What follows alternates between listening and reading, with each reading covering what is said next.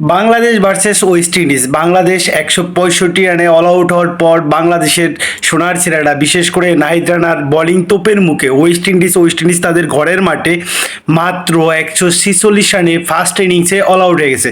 Second টেস্টের তৃতীয় দিনের আজকের এই তৃতীয় সেশনটা বাংলাদেশের মঙ্গল বয়ে আনবে। আমি যতটুকু পর্যন্ত ভিডিওটা করছি ততটুকু পর্যন্ত বাংলাদেশ ৫২ রানের বিনিময়ে ২ উইকেট এবং বাংলাদেশ অলরেডি ৭২ রানের লিডে আছে।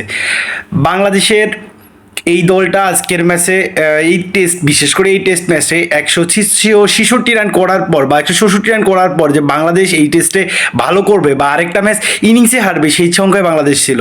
সেই বাংলাদেশ থাকার সংখ্যায় থেকে বাংলাদেশ যখন বোলিং করতে আসে ওয়েস্ট ইন্ডিজ একটা সময় ২৫ রানে ১ উইকেট এবং ৮৫ রানে ২ উইকেট ছিল। ৮৫ রানে যখন ২ উইকেট ছিল তাহলে বোঝাই গেছিল যে ওয়েস্ট ইন্ডিজ তাদের ঘরের মাঠে বিশাল বড় একটা লিড হয়তো বাংলাদেশকে দিবে, কিন্তু না, নাহিদ রানার বোলিংয়ের তোপের মুখে ওয়েস্ট ইন্ডিজ বাধ্য হয় তারা ১৪৬ রানে অল আউট হতে। এবং এই অল আউটের পিছনে হাসান মাহমুদের ২টি উইকেট, তাসকিন আহমেদের ১টি উইকেট এবং একটি করে উইকেট নিয়েছেন মেহেদী মিরাজ এবং তাইজুল ইসলাম। সর্বোপরি এই ১০টি উইকেট বাংলাদেশ নিতে সক্ষম হয়েছে। ওয়েস্ট ইন্ডিজকে মাত্র ৫৫ ওভার ব্যাটিং করার সুযোগ বাংলাদেশ দিয়েছে।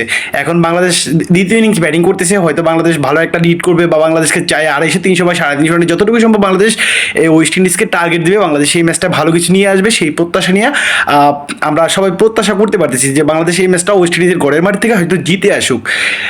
আমার মনে হচ্ছে বাংলাদেশ এই ম্যাচে ভালো কিছু রেজাল্ট পাবে যদি ব্যাটসম্যানরা তাদের দায়িত্বটা নিতে পারে। আপনাদের কি মনে হয় জানাবেন। ধন্যবাদ।